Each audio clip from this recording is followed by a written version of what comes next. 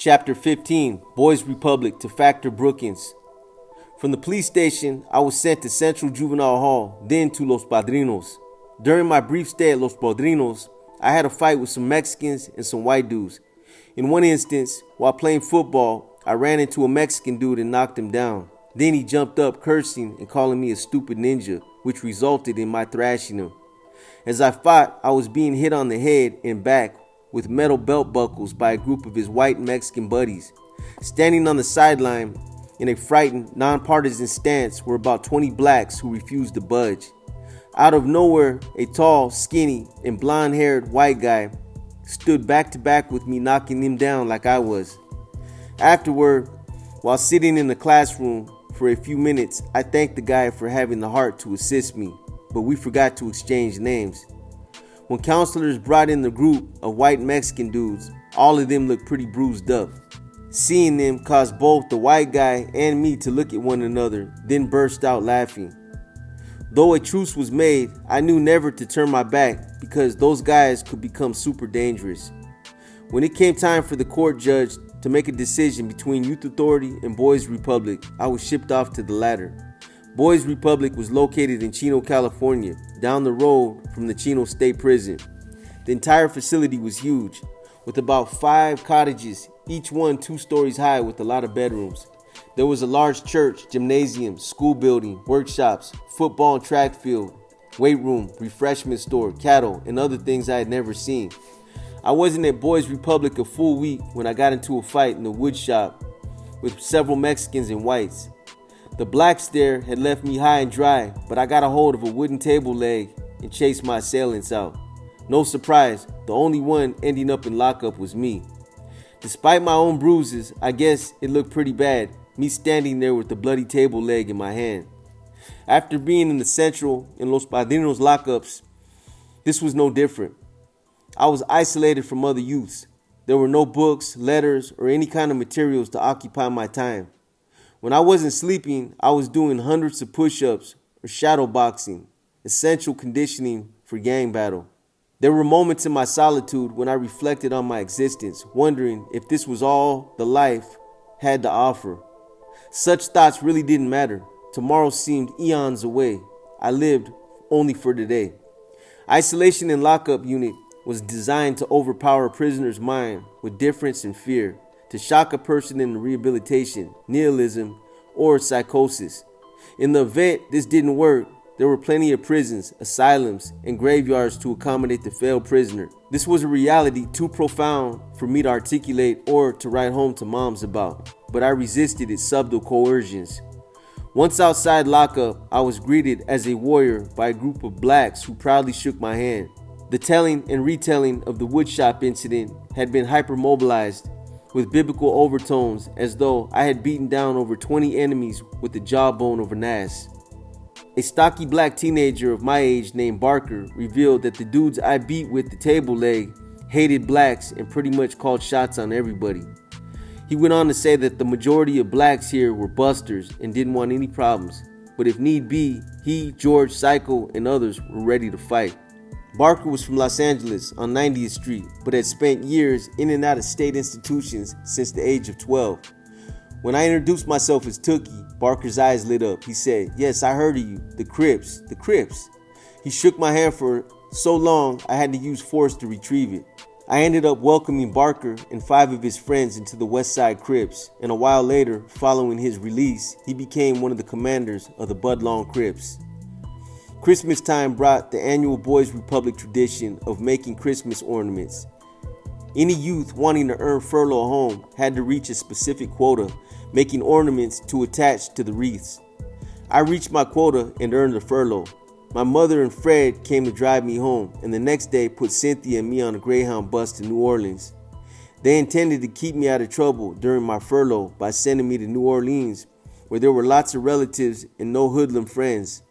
Cynthia stayed in front of the house with Mama, my grandmother, and Aunt Dorothy.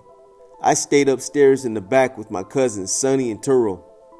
Both of them were amazed at my garb and asked if all California teenagers dressed like I did. I told them, of course not. Only Crips dress like this. I explained a bit to them about the Crips, then changed the subject. When I wasn't with mama enjoying her company and her home-cooked meals, I was working out with a 60-pound dumbbell I tucked away in a travel bag.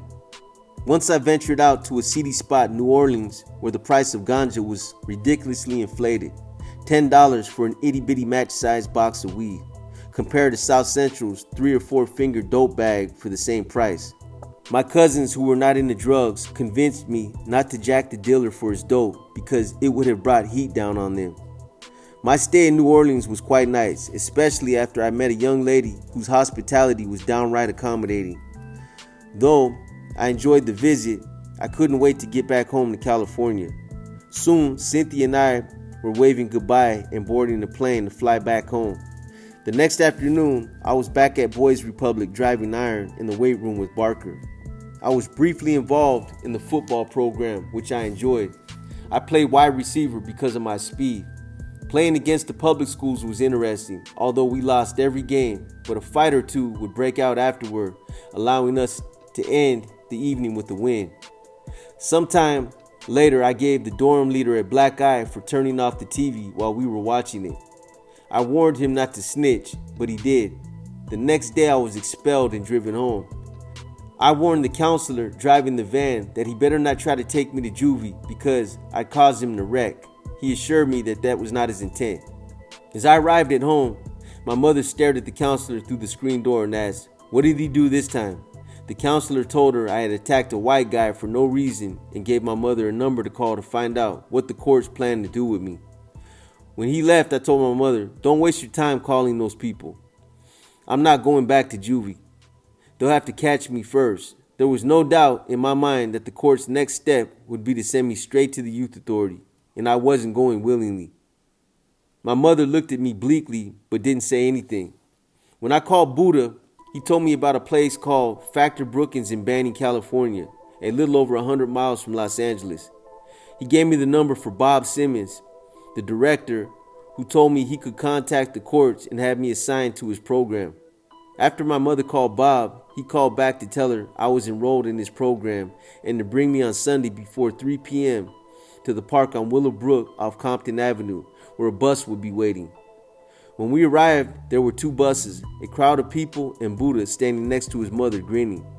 While our mothers talked, Buddha told me that banning was cool, that we'd get furloughs, and that several of our homeboys, Little James, Warlock, Monk, Melvin, and other Crips were there. With all my homeboys around, I figured, how bad could the place be? I hugged and kissed my mother goodbye, and the bus took off for a long drive.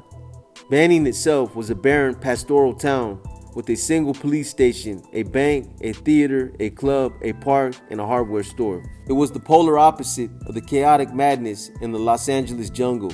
Factor Brookings was sponsored by a man known as Jake the Barber, an associate of the notorious Al Capone. The facility consisted of 4 long rows of furnished 2-bedroom complex apartments and plenty of food. Buddha and I shared an apartment where we put our weights in the living room. If ever there was a youth's fantasy of freedom, the Factor Brookings was it.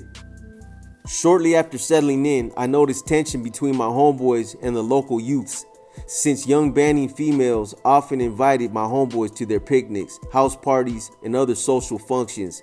At one of these gatherings, jam-packed with my homeboys and plenty of local girls, an upset crowd of local dudes challenged us to fight. When we went outside, they scattered. At 10 p.m., when the gathering ended, some of my homeboys jumped into their cars or into the back of a truck, but I decided to enjoy the night air and walk back to the boys' home. Though he knew I disliked guns, Buddha tried to slip me a chrome snub 38 that I pushed aside. In typical Buddha fashion, he stated, "Well, since you don't want my piece, I'll walk too." I grudgingly accepted the gun, shoved it down my waistband, and walked away. As the truck passed by, Buddha and the others hollered, "Crip here," then stopped. Out jumped 12-year-old Little T, saying, "Buddha suggested somebody walk back with you, so I volunteered." It was therapeutic to inhale the crisp, cool air and stroll down the street without a care in the world. Nowhere in Los Angeles was I able to feel as close to being liberated as I did at that moment. It was 1972. I was 18. The Crips gang wasn't even a year old, but we were the baddest human beings on this planet. I started doing the Crip walk, taught to me by Dancing Sugar Bear, who originated it. but thuds and sounds of glass breaking shattered my mood. There were bricks raining down on us, and 2 of them hit me square in the chest with enough force to stun and knock me back. Instinctively, I whipped out the gun and fired blindly into the darkness to scare my attackers. T and I trotted some distance until I stopped, bent over in pain. I told T to run ahead to tell the others what had happened. I walked down the middle of the street, peering around the houses, vacant lots and cars, anticipating another ambush, possibly a volley of bullets. From a distance, I could hear Buddha cursing and hollering out, "Who were those cowards? Let's go smash them." As Buddha, Warlock, and Little James got closer, I could see guns in their hands and rage in their faces. I told them it was too dark to see who it was, but I was sure it was the country bumpkins who challenged us earlier, then ran off. Buddha swore up and down he would avenge the attack. As I climbed into bed that night, I noticed 2 nasty and painful bruises. All I wanted to do was sleep the pain away, then come back strong for whatever. The last thing I remember before dozing off was Buddha telling me, "This won't take long, cuz. I'll be right back." Around 7 a.m. the next morning, I heard the sound of police radio and jumped up to see what was going on. Buddha was in the back seat of a patrol car, beaming with a wicked smile.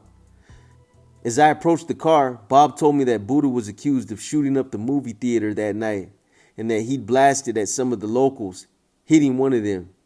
After Buddha emptied his gun, he calmly reloaded, then started shooting at them again. He often acted as if he cared more about me than he did about himself. The car pulled away with Buddha in the back seat. I wondered how long it'd be before I got to see him again. Factor Brookings soon became co-ed. Bonnie was in the program, along with a few other Criplets from Los Angeles.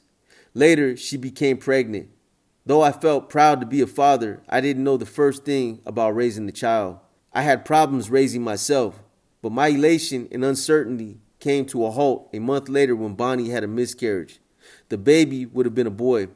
That week, Bob and the counselor Kenny suggested I become a junior counselor with a salary. I could be a counselor, get paid, and still be able to go out cripping.